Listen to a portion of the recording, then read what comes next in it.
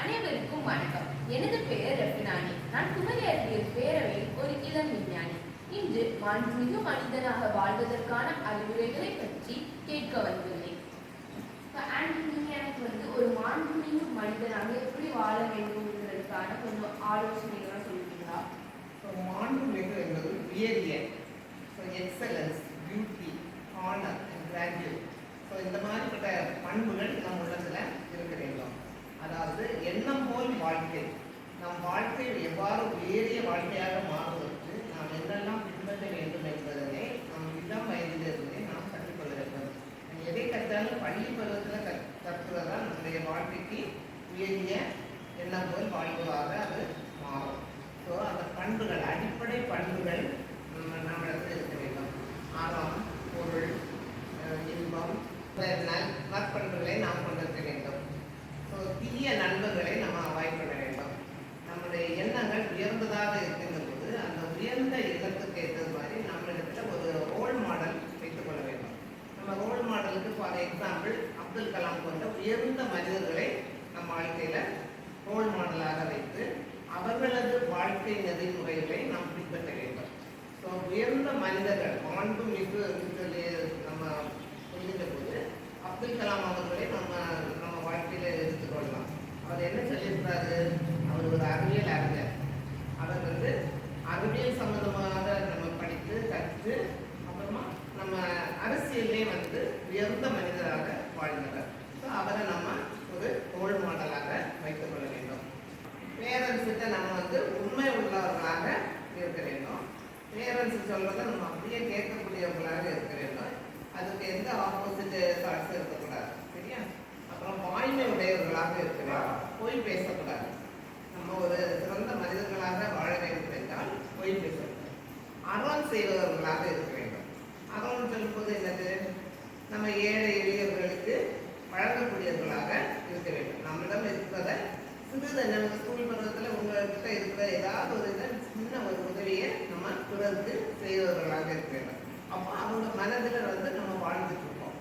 ஏழை எளிய மக்களுக்கு நம்ம கொடுக்கின்ற போது நம்ம அவங்க மனதில் வாழும் தெய்வங்களாக நம்ம காணணும். அதே போல் நம்ம இப்போ சிலர் ரோடு எல்லாம் கிராஸ் பண்ண கண் தெரியாதவங்க இருப்பாங்க, ரோடு கிராஸ் பண்ண தெரியாதவங்களா இருப்பாங்க. அவங்களுக்கு சின்ன சின்ன உதவிகளை செய்வது தான் அதான் அறம், ஈகை. சரியா? அப்புறம் பிற உயிரினங்களுக்கு அன்பு காட்டுகிறவர்களாக இருக்க வேண்டும். பிற உயிரினங்களை நம்முடைய உயிரினங்களை நம்ம உயிர் மாதிரி பார்த்து நம்ம அந்த உயிரினங்களுக்கு அன்பு காட்டுகிறவர்களாக இருக்க வேண்டும். அப்புறம் நம்ம உடலை நம்ம நேசிக்க வேண்டும். நம்ம உடல் யாருக்கு? இது இறைவன் தந்தது. அப்போ அந்த இறைவன் தந்த உடலை நம்ம ஒரு கோயிலாக பார்த்து நம்ம அதை நேசிக்க வேண்டும். நேசித்து நம்ம அந்த உடலுக்கு தேவையான ஆற்றல் தரக்கூடிய உணவுப் பொருட்களை எல்லாம் உட்கொள்ள வேண்டும். அப்புறம் நீங்கள் இப்போ இளம் விஞ்ஞானிகளாக இருக்கிறீங்க. அப்போ இளம் விஞ்ஞானிகளாக இருக்கும்போது உங்களுடைய சிந்தனை சற்று வேறுபட்டதாக இருக்க வேண்டும். அதான் பிற மனிதர்கள்ட்ட நீங்கள் வேறுபட்ட சின்ன சின்ன விஷயங்களை வித்தியாசமாக நீங்கள் சிந்திச்சீங்க இல்லைன்னா பெரிய அறிவியல் அறிஞர்களாக மாறிவிடலாம். ஃபார் எக்ஸாம்பிள் ஒரு 50 இயர்ஸ்க்கு முன்னாடி எல்லாம் சிக்கன் எல்லாருக்கும் தெரியும். சிக்கனை என்ன பண்ணுவாங்க? குழம்பு மட்டும்தான் வச்சு கொடுப்பாங்க. சிக்கனில் குழம்பு. அப்புறம் அது லைட்டாக மாறி என்னதாச்சு? ஃப்ரை பண்ணாங்க.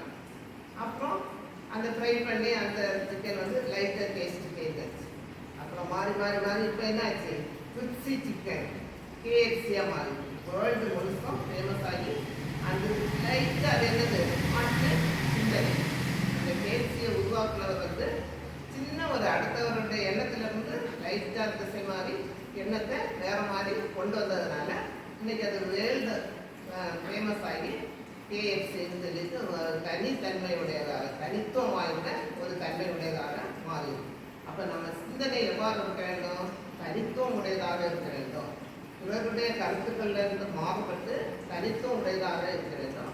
சற்று வித்தியாசமாக நம்ம சிந்திப்பதனால நம்ம சிறந்த அறிவியல் அறிஞர்களாகவோ உயரிய மனிதர்களாகவோ மாண்புமிகு மனிதர்களாகவோ மாறுவதற்கு வாய்ப்பு உள்ளது.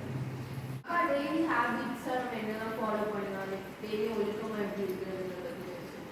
ஸோ நல்ல பர்சனாக இருக்கணும்னா ஃபஸ்ட் இம்ப்ரெஷனே நல்லா இருக்கும். ஸோ ஃபஸ்ட் இம்ப்ரெஷன் நல்லா இருக்கணும்னா எப்படி இருக்கணும்? டெய்லி மார்னிங் அஞ்சு குளிச்சு நீட்டாக ட்ரெஸ் பண்ணி அந்த கரெக்டாக பங்க்சுவலாக ஸ்கூலுக்கு போய் ஒரு கரெக்டான ரொட்டீனை ஃபாலோ பண்ணும்போது நமக்கு நல்ல கான்ஃபிடன்ஸ் இன்க்ரீஸ் ஆகும். ஸோ அதேமாதிரி கிளாஸில் இருக்கும்போது பேசாமல் அதில் இருக்கிறவங்க பேசாமல் நல்லா ஹோம்ஒர்க் முடிச்சோமா, அந்த கிளாஸை காமிச்சோமா, கிளாஸில் டீச்சர்ஸ் சொல்லி கொடுத்தது காமிச்சோம்னா வீட்டில் வந்து படிக்கிறதுக்கும் ரொம்ப ஹெல்ப்ஃபுல்லாக இருக்கும். ஸோ அப்படி டெய்லி பாடங்களை படிச்சுட்டே இருக்கும்போது கடினமாக இருக்காது படிக்கிறதுக்குன்னு ஒரு ஹேபிட்ஸ் வந்து நமக்கு வந்து கடினமாக இருக்காது. ஸோ அதனால நமக்கு போர்ஷன்ஸ் வந்து ஒரு ஆகுது. ஸோ அதனால நம்ம படிக்கிறது ஈஸியாகும். அப்போ படிக்கிறதுக்கு நம்ம சிறந்து விளங்க முடியும். அதனால நமக்கு டென்ஷன் இருக்காது, ஸ்ட்ரெஸ் இல்லாமல் ஒரு லைஃப் வந்து நல்லா இதாகிடுது. அப்போ ஒரு குட்டி குட்டி ஹேபிட்ஸ்லேருந்து வந்து நம்ம லைஃப் வந்து இம்ப்ரூவ் ஆகி நல்ல பர்சனாலிட்டியாக டெவலப் ஆகும். ஸோ அதனால இந்த வழிமுறைகள்லாம் கிடைக்கும்.